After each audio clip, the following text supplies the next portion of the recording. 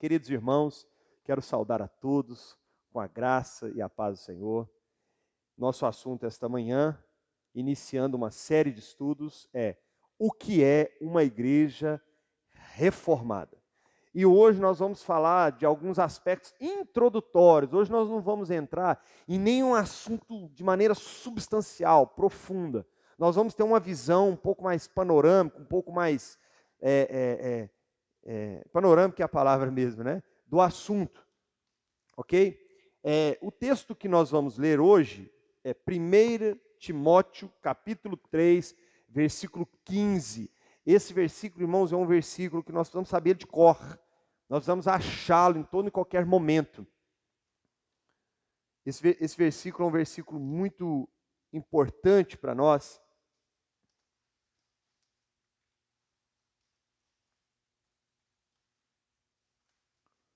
Primeira carta de Paulo a Timóteo, capítulo 3, versículo 15, diz assim: para que, se eu demorar, se eu tardar, fique ciente de como se deve proceder na casa de Deus, que é a igreja do Deus vivo, coluna e baluarte da verdade.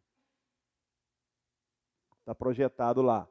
A igreja do Deus vivo, coluna e fundamento da verdade. Então, antes de falarmos o que é uma igreja reformada, vamos falar o que é uma igreja bíblica. É isso aqui, ó. Isso aqui é o que é uma igreja bíblica, irmãos. Ela é uma coluna e sustentação, firmeza. Do quê? Da teologia do líder? Da revelação da profetisa? Não. Coluna e baluarte da verdade. E o que é a verdade? Cristo disse em João capítulo 14, eu sou o caminho, a verdade e a vida. E a palavra diz que Jesus é o verbo, e o verbo que se fez carne. E ele é o Senhor, cujo nome é a palavra de Deus. Ou seja, a igreja, ela é a coluna, ela é a sustentação, ela é a firmeza, ela é inabalável, porque ela tem como base, alicerce a verdade. Ela proclama a verdade. O compromisso dela é com a verdade. Ela não abre mão da verdade. Isso é uma igreja bíblica, irmãos. Uma igreja bíblica não está comprometida com a política. Uma igreja bíblica não está comprometida, irmãos. Não que ela não possa, tá, irmãos? Preste atenção nisso. Não sejamos extremistas. A igreja não, esse é um assunto que nós não vamos entrar hoje. O que eu quero dizer é que o compromisso da igreja, não estou falando se o irmão pode ser candidato ou não. Não vou entrar nesse mérito, que isso aí não é o nosso objetivo aqui nessa manhã. O compromisso dela é com a verdade. Nada além da verdade. Absolutamente. Nós podemos amar e venerar qualquer pastor, qualquer pregador, qualquer igreja, qualquer ministério, desde que esteja realmente comprometido com a verdade. Abandonou a verdade, não precisa ter dom para se afastar, não. Não é necessário o Senhor mostrar, até porque, irmãos, isso seria até incoerente. Os irmãos entendem isso? Você está congregando, a igreja vai bem, de repente ela começa a se desviar da verdade. Você precisa do Senhor mostrar? Você precisa de um anjo vir do céu e falar para você? Você tem um sonho? Se de outro irmão chegar e te entregar um dom espiritual, que loucura é essa? Veja o que o apóstolo Paulo, ele deixa claro para Timóteo. Ele está dando uma instrução para esse homem. Timóteo, você tem um compromisso. O seu compromisso é com a verdade, é com a palavra. Não fuja da palavra, não abra mão da palavra. E qualquer um de nós, meus queridos irmãos, preste atenção no que eu estou falando, isso é sério. Meus irmãos, nós nunca tivemos que falar tanto como agora sobre isso. Hoje qualquer coisa vira verdade. É o dom da irmã, é a profecia do pastor tal, é o que eu acho, é o que eu penso, é o que eu acho que a Bíblia diz, totalmente fora de contexto, e tem uns aí que diz que contexto é bobagem, ainda por cima. Irmãos, a igreja, ela é coluna, e fundamento da verdade. A igreja só chegou até aqui, 2000 anos de existência, por causa dessa palavrinha ali, ó, verdade. E nós vamos ver isso hoje. Esse é o nosso compromisso. É com a verdade. E a verdade às vezes dói, né, irmãos? Às vezes eu não queremos ouvir a verdade. E é por isso, irmãos, é por isso que as igrejas sérias, presta atenção no que eu vou falar, irmão. As igrejas sérias estão vazias. Essa é a razão. O motivo é esse. As igrejas sérias estão vazias. Por quê? Porque as pessoas não querem a verdade. Elas querem uma verdade maquiada, elas querem uma mensagem que massageia o ego, elas querem oportunidades de aparecer, de estar lá na frente, da evidência do homem. Né? Então, isso é importante, irmãos. Antes de estudarmos que é uma igreja reformada, nós precisamos saber isso aqui. Nós precisamos ter esse compromisso aqui. Isso aqui deve ser o nosso slogan. Isso aqui deve ser, meus irmãos, deve estar gravado na nossa testa.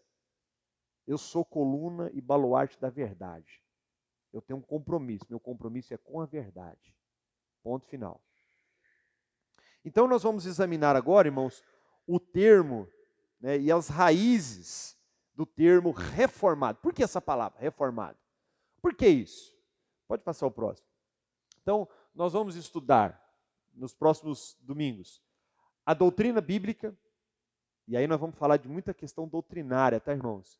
É o momento de nós aprendermos muitas questões doutrinárias importantes, como, por exemplo, soteriologia. O que é a soteriologia? A doutrina da salvação. Como é que Deus salva?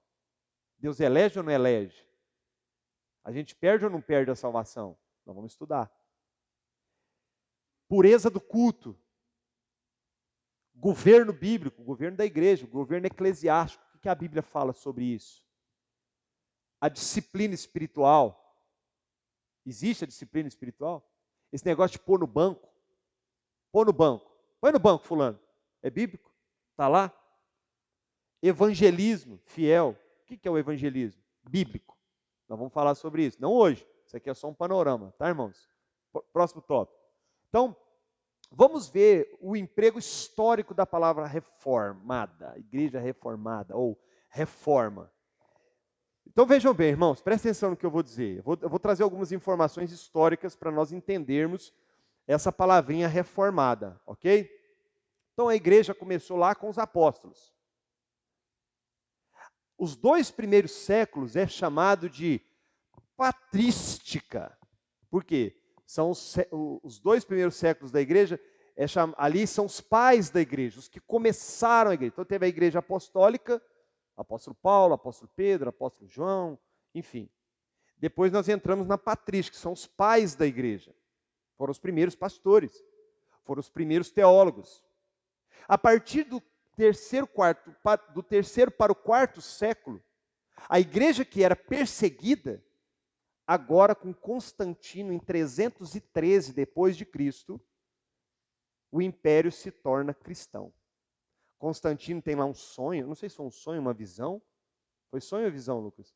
Ele teve um sonho, Constantino era imperador, ele teve um sonho, e ele via uma batalha, ele via as bandeiras com uma cruz, e ele declara, não, nós somos cristãos. O império agora é cristão. Império Romano, nós somos cristãos. E aí a igreja que era perseguida passou agora a ficar tranquila, porque antes era perseguido pelos imperadores, e agora não mais. Porque agora todos são cristãos. Quer dizer, ali foi um evangelismo em massa, assim, entre aspas, né? Todo mundo virou cristão da noite para o dia. Uma canetada, um decreto. Todo mundo agora é cristão. E a partir de Constantino, a igreja começou a mudar. Começou-se a ser introduzido em cada século. 5º século, 6º século, 7º século. Cada um deles foi sendo introduzido numa coisinha. Ah, não, agora vai ter culto para os mortos. Missa do 7º dia. Agora, Maria é mãe de Deus. Vai ter que ter a Maria também. A Trindade agora tem 4 pessoas. E foi acrescentando. Cada séculozinho entrava sorrateiramente uma... Sem nenhum respaldo bíblico. Sem nenhum respaldo bíblico. E o que aconteceu, irmãos? Foram 1.200 anos dessa forma. No ano de 1517, quando realmente aconteceu a Reforma Protestante, estava no ápice. As pessoas a igreja vendia pedaço no céu. A igreja cobrava para perdão de pecados. Se você fosse lá e pagasse, você tirava o seu familiar do purgatório. Concedia perdão para ele estava lá. E eles pregavam abertamente, né? Tetzel, que era um dos pregadores do Papa, ele dizia, olha, tire a sua avó do inferno, do purgatório por apenas 30 moedas. Quem não tem uma avó que você está preocupado se foi ou não foi para o céu? Se ela está no purgatório, eu posso pagar, eu vou pagar, lógico, vou fazer de tudo que for possível. E era assim que as pessoas estavam vivendo. Mas por que as pessoas estavam vivendo dessa forma? Porque ninguém mais tinha acesso à palavra de Deus. Ninguém mais. Nós vamos ver isso mais para frente. Então, resumindo, irmãos, a igreja de Jesus, a coluna e baluarte da verdade, a igreja apostólica, ela tinha uma forma. Ela era uma coluna e um fundamento da verdade. Com o passar do tempo, ela foi perdendo essa forma, ela foi deteriorando e se transformando em uma outra coisa. Vamos entender a analogia ou não? Então, imagina uma casa. Ela era uma casa bonita, construída, novinha. Com o passar do tempo, ela foi envelhecendo. E aí um foi lá, puxou uma varandinha. O outro foi lá e trocou o telhado. O outro foi lá e quebrou uma parede. O outro foi lá e fez uma fachada nova. O outro foi lá e plantou uns trem esquisitos lá no fundo da casa. Aí você olha para aquela foto antiga e você olha para a foto nova e fala, mas não é possível, não é a mesma coisa. Por isso, quando Martinho Lutero, em 1517, pregou as 95 teses na porta da Catedral de Wittenberg, na Saxônia, ali foi um choque. Porque Lutero ele não tinha a menor intenção de abrir uma igreja, um ministério novo. Não. Ele queria reformar a igreja, ou seja, ele queria pegar essa igreja descaracterizada e reformá-la de maneira que ela voltasse a ser o que ela era no começo. Por isso foi usado esse nome, reforma. Porque a ideia não era fazer algo novo. A ideia era pegar a igreja que existia na época e reformar. Os irmãos entendem isso? Entenderam? Ficou claro isso? Então eu quero aqui, com isso, eu quero dizer uma coisa que talvez choque algumas pessoas. A gente ouviu muito esse negócio de igreja fiel, igreja infiel, igreja fiel, igreja infiel. Irmãos, não vou nem entrar muito nessa questão, mas a igreja sempre foi a igreja. Mal ou ruim, ela foi a igreja. Na época dos papas, era a única igreja que tinha. Se ela estava deformada ou não, era a igreja. Então, o Lutero, ele entendeu isso. Ele não teve a intenção de abrir uma igreja nova. Ele precisava reformar aquela igreja. A intenção dele, quando ele escreve as 95 teses, era que aquilo chegasse aos ouvidos do Papa e ele, ao ler, ele observasse aquilo e falasse, nossa, realmente, nós fugimos muito aí. Está totalmente fora da Bíblia. Não, vamos rever isso aqui, ué. A ideia dele foi essa. Esse foi o pensamento dele. Até porque, exatamente, ele era um padre, inclusive, ele era muito querido, ele era muito inteligente, ele tinha uma capacidade de argumentação, de pregação, ele era muito amado. Então, quando ele faz isso, como o Lucas mesmo citou, ele não faz no sentido de afrontar, no sentido de estabelecer uma guerra, de falar, não, agora nós somos luteranos, vocês ficam para lá, vocês vão para o inferno. Não, ele queria reformar a igreja. Então, quando ele escreve as 95 teses, e eu acredito que os irmãos deveriam ler essas 95 teses, pode pesquisar isso lá. De repente, a gente até um dia faz um estudo sobre isso, são muito boas as 95 teses dele. Essas 95 teses são todas frases refutantes, são 95 pontos que Lutero levantou que a igreja se descaracterizou em relação à Bíblia. 95 pontos, irmãos, que ele identificou que a igreja precisava ser reformada. E aí o que acontece? Em 1518, um ano depois, ele escreveu para o Papa exigindo a reforma da igreja. E aí foi aí que 2 anos depois, porque naquela época não tinha WhatsApp, né, irmãos? Convenhamos, né? Naquela época a cartinha demorava tempo para chegar lá, aí, né, até que eles analisavam, aí mandava o correio da época, né, a cavalo, a pé, sei lá, demorava, né? Não era igual hoje. Então aí 2 anos depois veio a resposta. O WhatsApp dele tocou lá do Lutero. O Papa publicou uma condenação, uma bula papal condenando Lutero e as 95 teses dele e as doutrinas de Lutero. Ou seja, ele ignorou completamente e amaldiçoou Lutero. Não apenas Lutero, mas o que ele ensinava. Isso faz vocês lembrar alguma coisa? Irmãos, essa história se repete quase todos os dias.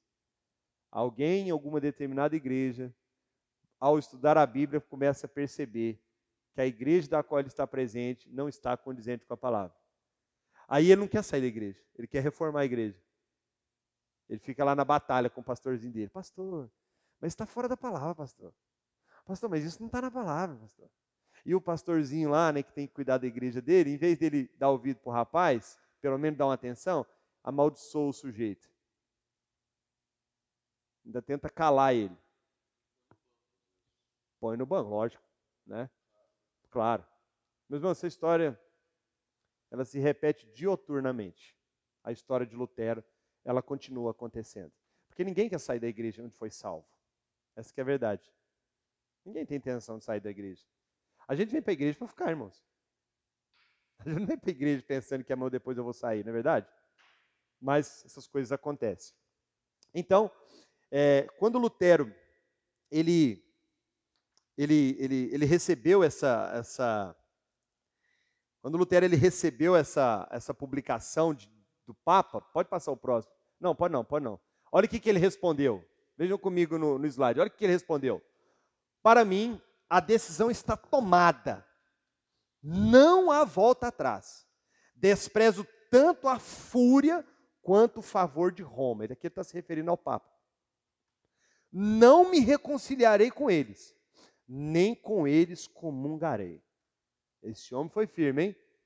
E eu não tenho nenhum registro, eu quero deixar isso claro, irmãos, que o Senhor deu um sonho para Lutero, uma visão.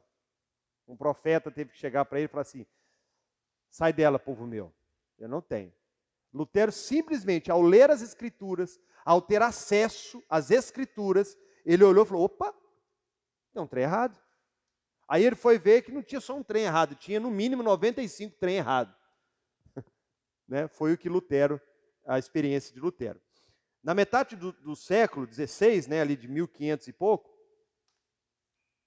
o termo reformado recebeu uma nova ênfase. Era usado para identificar igrejas calvinistas. Porque com a reforma de Lutero, irmãos, agora deixa eu amarrar o assunto, não foi possível Lutero ficar na igreja católica. Ele queria, mas não teve jeito, ele teve que fugir. O Papa deu uma ordem, né, amaldiçoando, e era para matá-lo. Eles buscavam a cabeça de Lutero.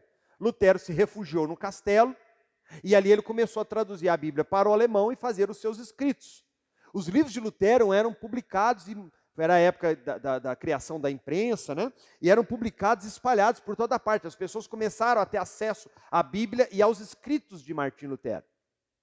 Esses irmãos, que eram seguidores de Lutero, foram conhecidos como luteranos. Um pouco mais à frente, pouco tempo depois, cerca de o ano de 1535 aproximadamente, na França, um homem chamado João Calvino também tem a mesma experiência. Ele se desliga da igreja por conhecer as Escrituras. João Calvino começa a estudar a Bíblia e ele era um homem muito inteligente. Ele era um exegeta. O que é um exegeta? É alguém que interpreta bem as Escrituras. Ele tinha uma facilidade, os textos saltavam nos seus olhos para interpretar e escrever.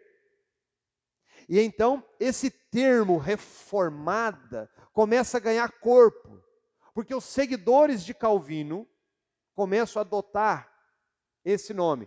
Por que eu estou dizendo tudo isso, irmãos? Porque naquela época, pensem comigo, o mundo inteiro da época, ou o mundo ocidental, desculpa, o mundo ocidental da época era cristão, católico, apostólico, romano. As pessoas não sabiam nada de Bíblia. Elas iam numa missa assistir em latim. Então, tanto Lutero quanto Calvino, eles são levantados por Deus num período de extremo paganismo, de uma igreja totalmente deteriorada, totalmente desfigurada. Então, os seguidores de Calvino começam a ser chamados não apenas de calvinistas, mas de reformados, porque também tinham o propósito de reformar a igreja. Calvino avançou um pouco mais, além na reforma, no que diz respeito a... olha que Calvino trabalhou muito: culto, governo e prática.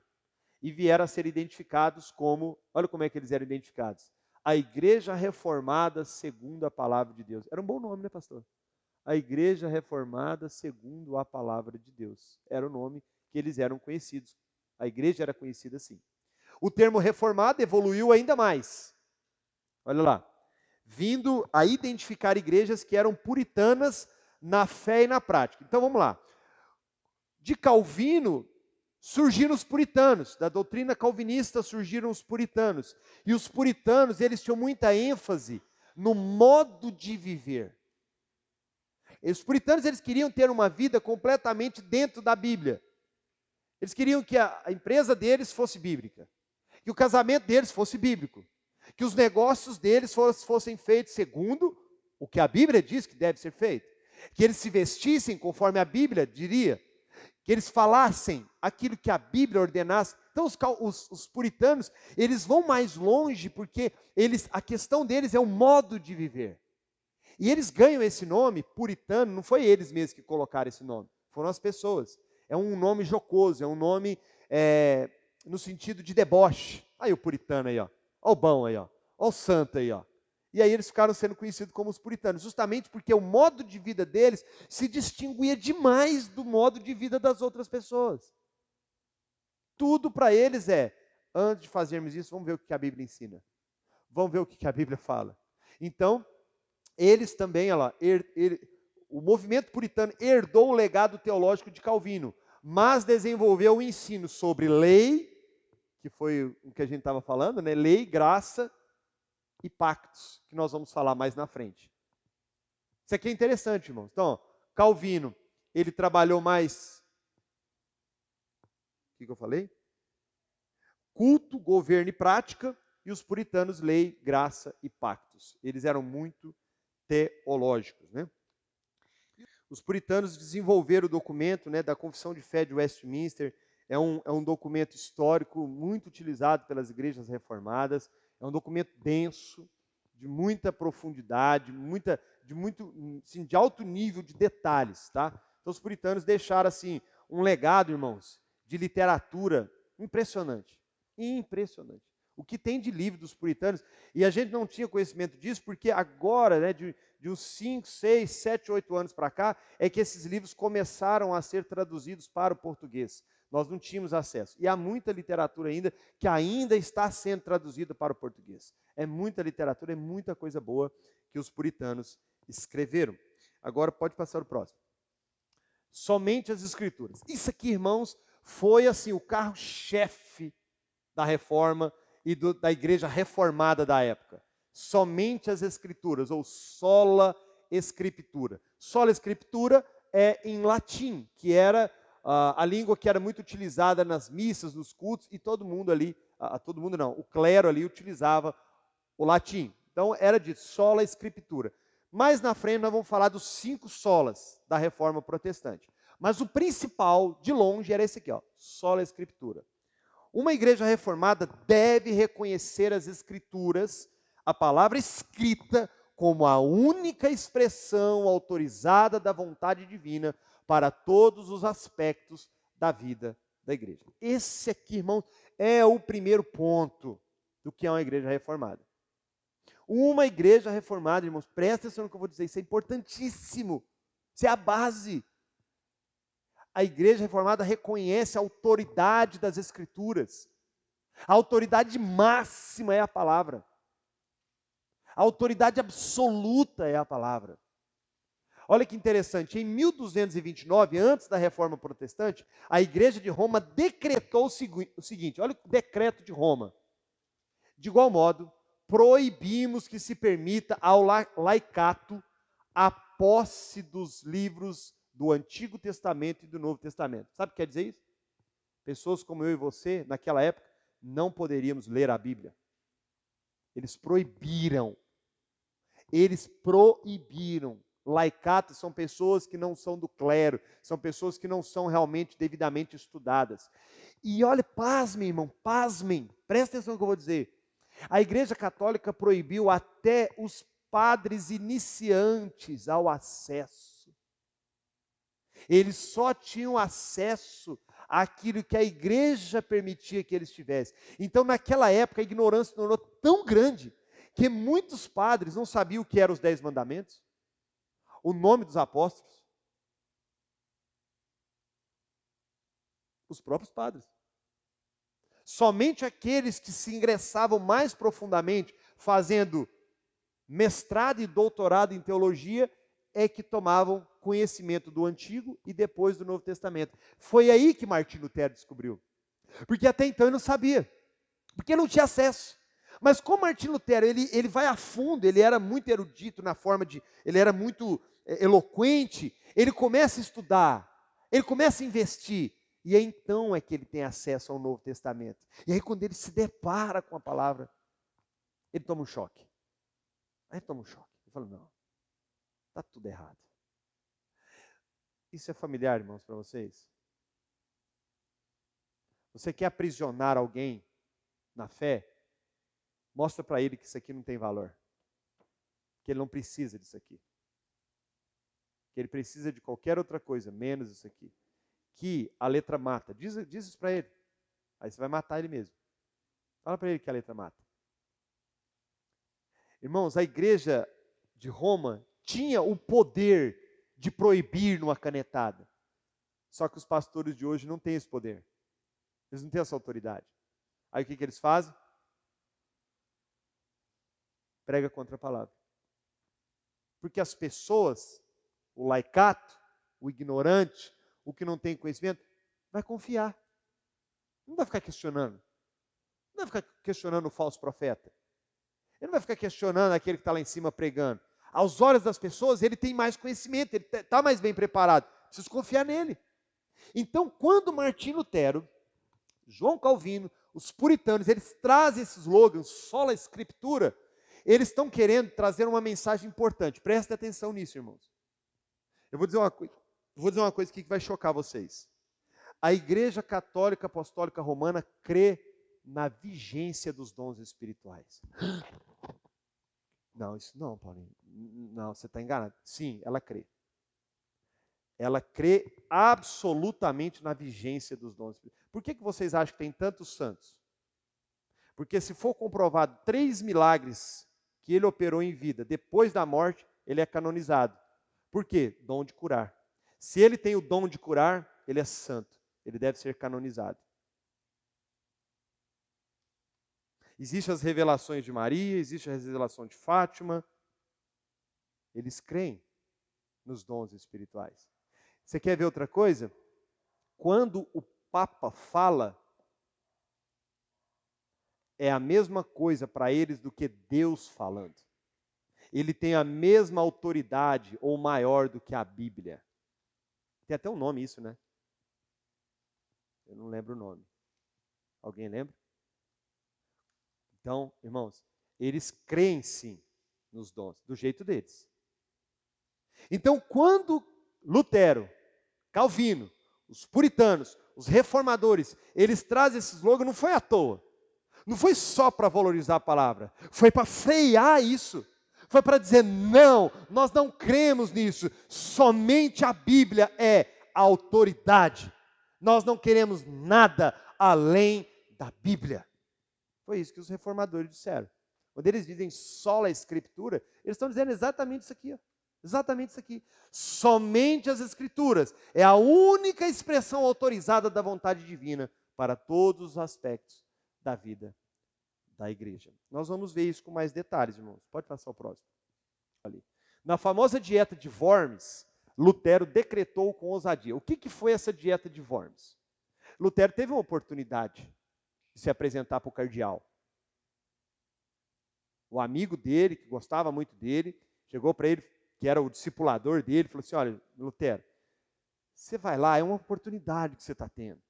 Você só concorda, você abaixa a cabeça, não olha nos olhos do cardeal, não olha nos olhos dele. Chega, você já assistiu o filme? Quem não assistiu, assista.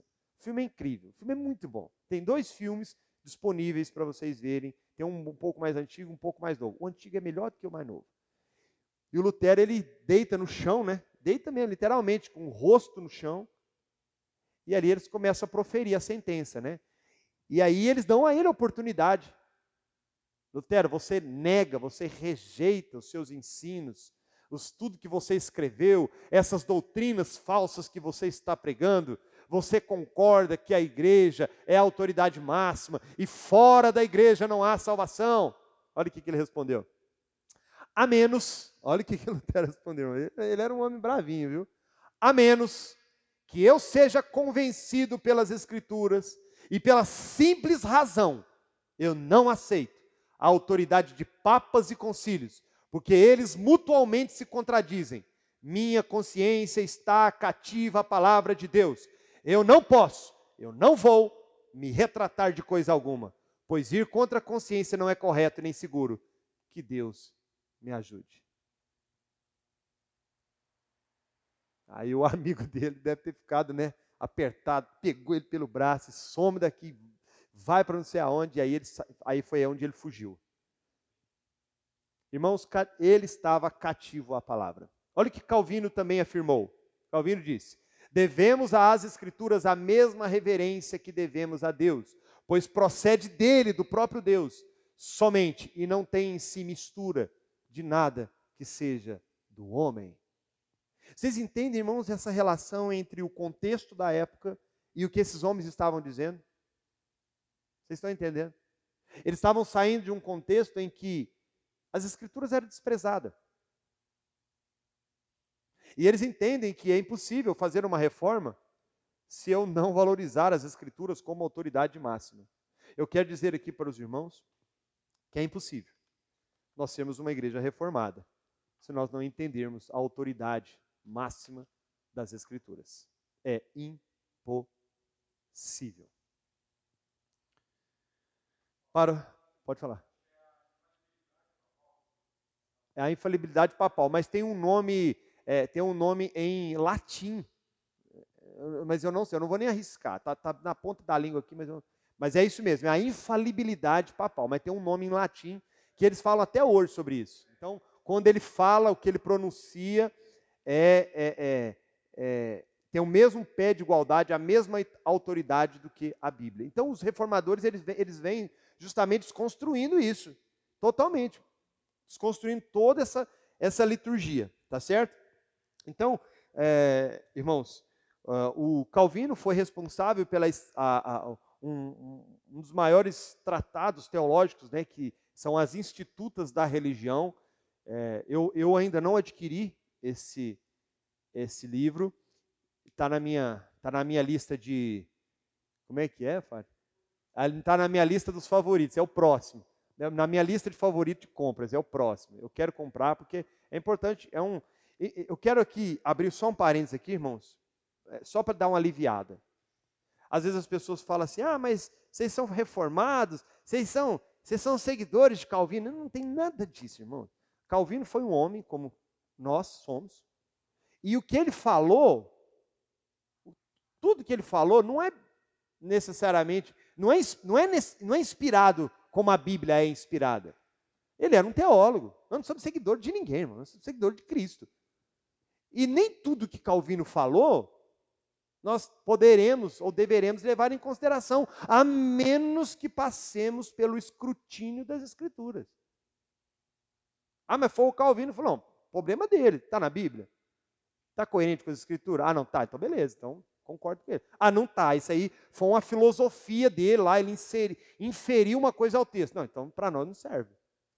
Tá? É importante, irmãos, porque tem muita gente que vem com essa bobeira, jogando esse trem. Até poucos dias teve um aí que falou uma bobeira dessa aí. Irmãos, ó, nós não somos seguidores, nós somos seguidores de Cristo. Mas é inegável que esses homens, Lutero, Calvino, os puritanos, eles viviam para estudar a palavra, para compreender as Escrituras. Então, no mínimo que nós podemos fazer é levar em consideração. É o mínimo, né? Então, vamos prosseguir, irmãos, vamos avançar para nós concluirmos. Então, qual que era o padrão de Israel? Padrão do Velho Testamento. Olha lá, eu vou ser mais rápido agora. Na igreja judaica do Antigo Testamento, a palavra de Deus era reconhecida como a única regra. Olha o texto, Deuteronômio 4, versículo 1, eu escrevi para vocês não precisarem abrir para ser mais rápido. Agora, pois, ó Israel, ouve os estatutos e os juízos que eu vos ensino para os cumprirdes, para que vivais e entreis e possuais a terra que o Senhor Deus dos vossos pais vos dá. Não acrescentareis à palavra que vos mando, nem diminuireis dela, para que guardeis o mandamento do Senhor vosso Deus, que eu vos mando. O padrão de Israel, irmãos, era a palavra. Isso aqui eu preciso explicar. Não fiquem bravos comigo. Como é que eu explico isso de uma forma... Eu tenho percebido, irmãos, que tem muita gente preocupada com os dons. E os dons? E os dons? Não vamos entrar no assunto hoje. Mas vamos falar do Velho Testamento. No Velho Testamento existia a lei, a Torá, a palavra de Deus, escrita, toda a prescrição de Deus, toda a vontade de Deus, no Antigo Testamento. Ok? Mas também tinha os profetas, sim ou não? Mas os profetas traziam mandamentos novos para Israel? Sim ou não? Vou fazer a pergunta de novo, vocês pensem antes de responder. Os profetas traziam mandamentos novos para Israel, além da lei que foi dada a Moisés? Não. O que eles faziam? O que Jeremias fazia? Vamos pegar o Jeremias. O que ele fazia?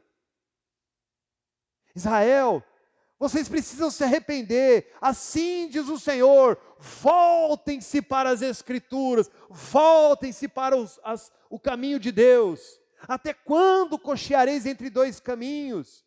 Se Baal é Deus, foi o que Elias disse, adorai-o, glorificai, mas se o Senhor é Deus, louvai-o. Vejam, irmãos, que os profetas, eles sempre traziam profecias ligadas à palavra. De modo que se qualquer profeta está prescrito por Jeremias, qualquer profeta dissesse algo que Deus não falou, ele estava passivo de ser morto a pedradas pela congregação. Não era qualquer um que podia chegar lá e falar, assim diz o Senhor. Não. E mesmo aqueles que diziam, assim diz o Senhor, a profecia do Senhor nunca era contrária ou para acrescentar algo que Deus já tinha revelado na sua palavra escrita. Irmãos, é sério. E nesse sentido eu posso falar com muita segurança, vou falar mesmo. Irmãos, não existe dom espiritual para revelar doutrina nova. É do diabo. Não existe dom espiritual, vou repetir para ficar claro. Não existe dom espiritual para revelar doutrina nova. É do diabo. E se alguém não entendeu, pode me procurar depois da escola bíblica. Nós, irmãos, assim como Israel, estamos sim cativos à palavra. O profeta resumiu bem, olha o que ele diz. A lei e ao testemunho, se eles não falarem segundo esta palavra, é porque não há luz neles. Está no Velho Testamento, Isaías 8, 20. Olha o que Isaías falou. Se qualquer profeta disser qualquer coisa que não esteja em conformidade com a palavra, não há luz, ele está em trevas, é do diabo. Próximo slide. A regra de Cristo. Falamos como que o Velho Testamento olha para as Escrituras. Agora vamos ver como que Cristo olha para as Escrituras. Vejam lá comigo. O Senhor Jesus reconhecia a grande autoridade das Escrituras. Isso fica claro no relato que temos de suas tentações. Quando ele foi tentado, ele usou sempre a palavra para refutar o diabo, para argumentar. Ele não usou uma coisa nova. 3 vezes o diabo tentou assaltá-lo e Cristo sempre usou a resposta: está escrito.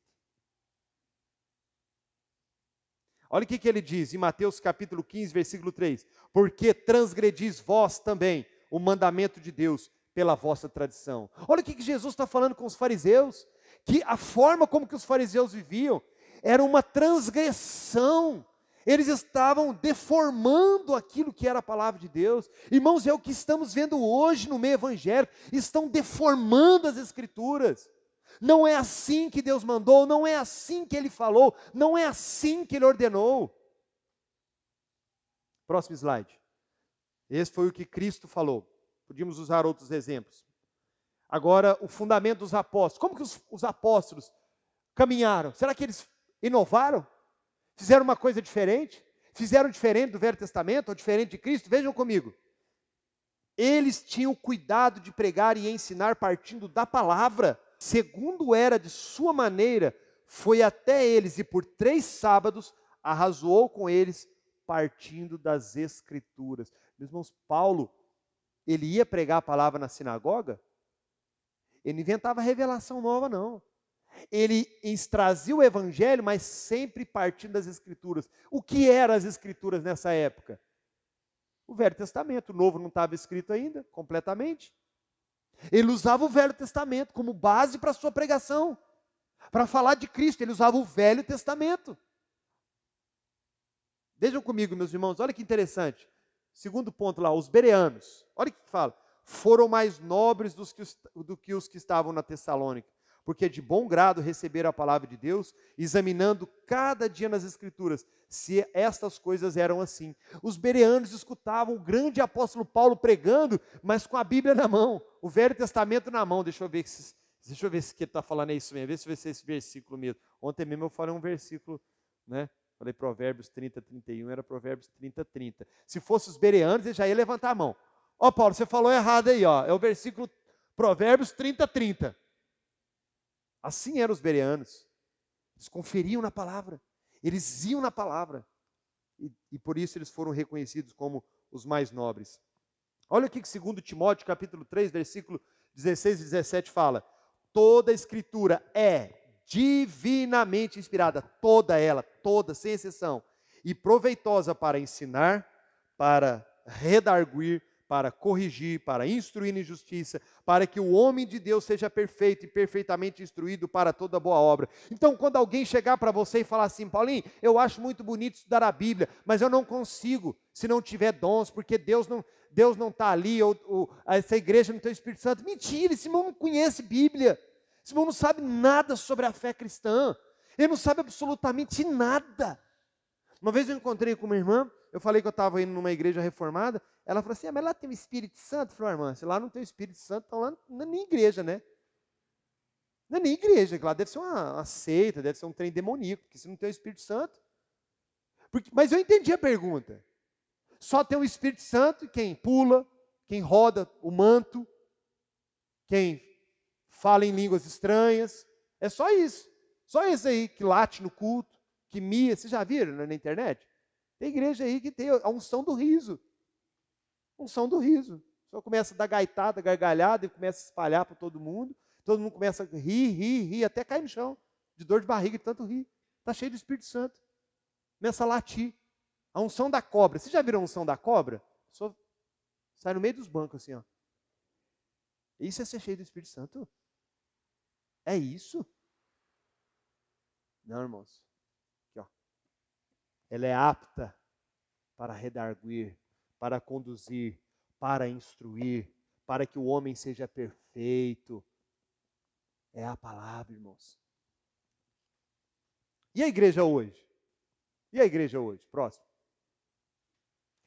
Uma igreja reformada reconhece a absoluta autoridade da Bíblia sobre todos os assuntos. Esse aqui eu não vou gastar tempo, eu vou explicar só isso aqui, ó. Ela não reconhece a prelazia. O que é prelazia? Governo eclesiástico hierárquico. O que é governo eclesiástico? Uma igreja reformada, a palavra está acima do ministério. Sim. Então, eu vou tentar ser bem tranquilo aqui. Se o pastor, se os diáconos trouxermos aqui um ensino que não esteja condizente com a palavra, ou não tem um fundamento bíblico, uma igreja reformada e bíblica, que tem a Bíblia como autoridade máxima, pode e deve questionar. Amém, pastor? Não é desrespeitar.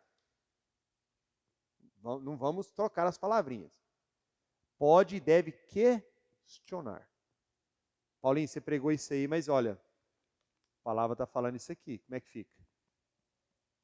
Por quê? Porque ela é a maior autoridade, e não nós, e não o homem, e não os concílios. Amém, pastor? Amém, Lucas? Amém? Jean? Amém? Glória a Deus. É isso. Então, uma igreja reformada não vai além da palavra. Ponto. Próximo slide. A transcendência de Deus. Eu estou acabando, tá, irmãos? Por favor, não fiquem bravos comigo. Uma igreja reformada enfatiza a soberania de Deus.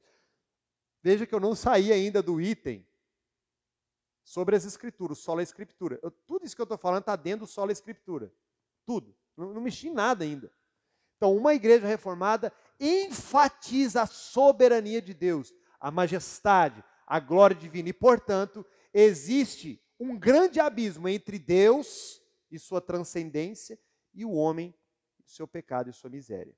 Por que isso é tão importante e tão relevante? Porque uma igreja reformada, irmãos, uma igreja bíblica, ela vai para a palavra. E nós vemos na palavra quem somos nós. Miserável homem que sou. Quem me livrará do corpo desta morte? Quando eu vou para a palavra, é isso que eu vejo. E aí, o que eu vejo com relação a Deus? Que Ele é santo, inerrante, justo. Tudo que Ele faz é bom. Reto são os seus caminhos. A sua lei é santa, a sua lei é perfeita. Seus caminhos são inescrutáveis. Mais altos e mais elevados são os pensamentos do Senhor do que os nossos pensamentos. Nós vemos uma discrepância muito grande. E o que nós temos visto hoje? Que, na maior parte do meio religioso, Deus é tirado do meio e o homem é colocado no centro. O homem. Seus dons, seus talentos, sua performance, a sua retórica, a sua desenvoltura. E numa igreja reformada, irmãos, não há nenhuma preocupação em que façamos coisa alguma, porque sabemos muito bem que Deus opera tudo em todos e é tudo para a glória dele. Isso é importantíssimo, irmãos. Olha só o que Calvino disse. Quase toda a sabedoria que possuímos, isso é, a verdadeira e legítima sabedoria, consiste em duas partes. Em conhecermos o Deus, quem Deus é, e conhecermos a nós mesmos. Essa é a grande sabedoria. Conhecermos a nós mesmos, quem somos. E conhecermos quem Deus é. Glória a Deus. Eu queria só ressaltar aqui um texto que está... Pode passar o próximo? Queria que vocês acompanhassem comigo. Eu vou só ler. Na Confissão de Fé de Westminster, está escrito assim, olha que interessante que os puritanos escreveram. Deus em si mesmo e de si mesmo toda a vida. Não, vamos de novo. Deus tem em si mesmo e de si mesmo toda a vida, glória, bondade e bem-aventurança. Ele é todo suficiente em si e para si, pois não precisa das criaturas que trouxe à existência. Não deriva delas glória alguma, mas somente manifesta a sua glória nelas, nas criaturas, pois por elas e para elas e sobre elas. Ele é a única origem do seu ser. Dele, por ele, para ele são todas as coisas e sobre elas tem ele soberano domínio para fazer com elas, para elas e sobre elas tudo o que quiser. Eles eram demais para escrever, né? Olha que frase, olha que texto. Eu não vou nem explicar, irmão, senão eu vou ficar aqui a manhã inteira. Esse texto é maravilhoso. Próximo.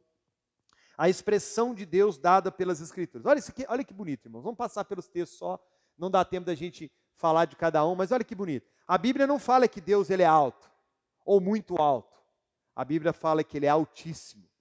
Olha o que a Bíblia fala. Melquisedeque, rei de Salém, trouxe pão e vinho, era sacerdote do Deus Altíssimo. Olha a grandeza do Deus das Escrituras. Olha o que a palavra fala em Isaías 57:15. O alto e sublime, que habita na eternidade e cujo nome é santo. Olha o que a palavra fala em Romanos capítulo 11, 35. Olha lá, irmãos. Quem lhe deu primeiro a ele para que lhe seja recompensado? Quem deu alguma coisa para Deus? Quem ofereceu algo para ele que ele fizesse alguma coisa? Meus irmãos, vocês já pararam para pensar que nós não temos nada para oferecer para o Senhor?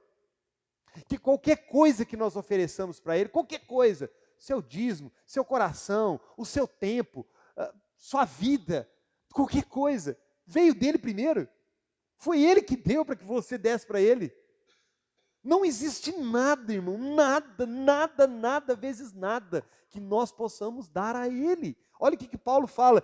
Quem lhe deu primeiro a ele para que seja recompensado? E ele responde, porque dele, por ele, para ele são todas as coisas. Glória a ele eternamente.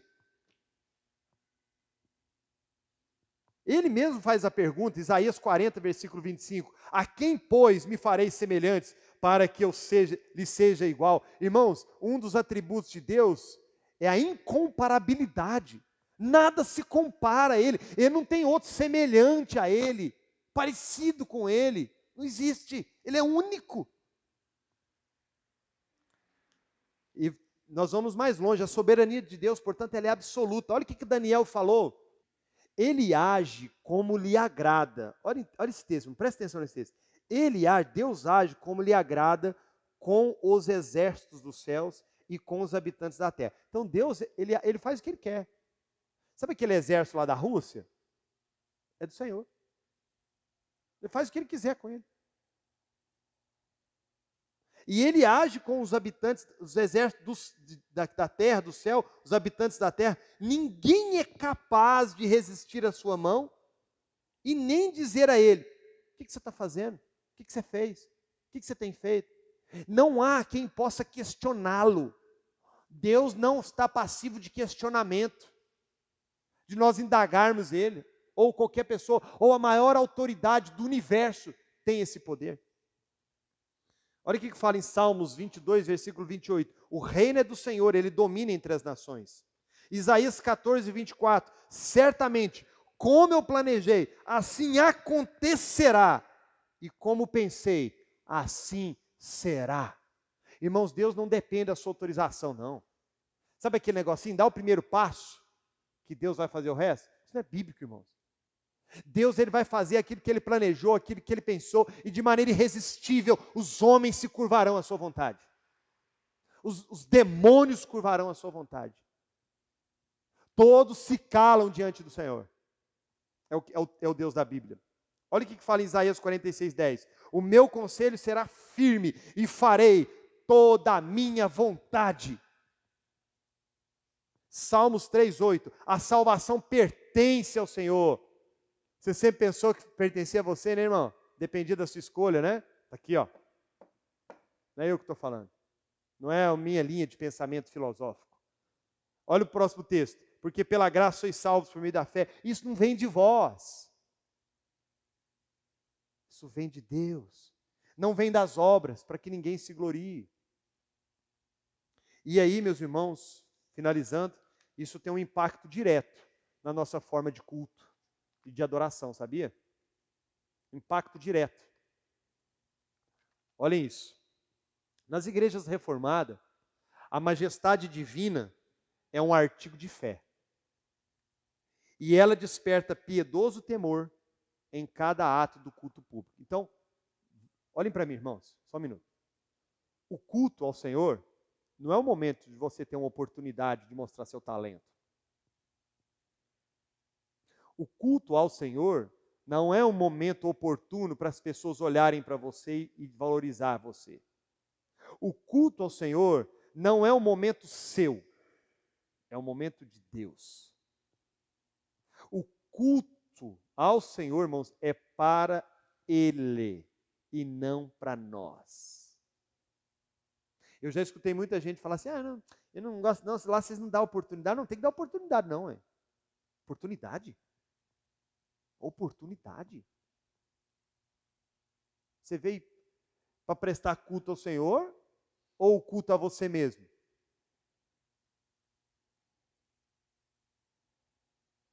E aí, meus irmãos, nesse ponto, né, nesse ponto tão importante, olha só, olha lá comigo.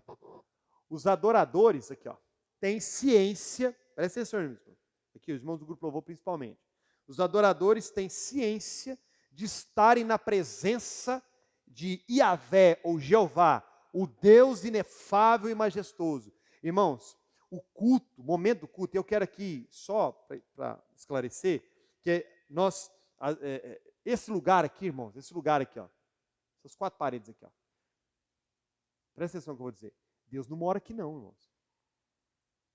Ele não mora aqui. Nós falamos que aqui é a casa de Deus por uma figura de linguagem. Sabe quando é que Deus está aqui? Quando nos reunimos em nome de Cristo. Aí ele faz presente. Onde houver 2 ou 3 em meu nome, eu estarei no meio de vocês. Se amanhã ou depois a gente alugar o estádio municipal para ser a nossa igreja, que encheu demais, Deus não vai morar lá no estádio. Quando nós nos reunirmos para adorar com 100 mil pessoas lá, pastor, Deus vai estar lá com 100 mil pessoas. Porque Ele é onipresente. Vocês não entenderam isso? Agora, não é porque, presta atenção, irmão, isso é sério que eu vou falar. Não é porque isso aqui não passa de um templo físico,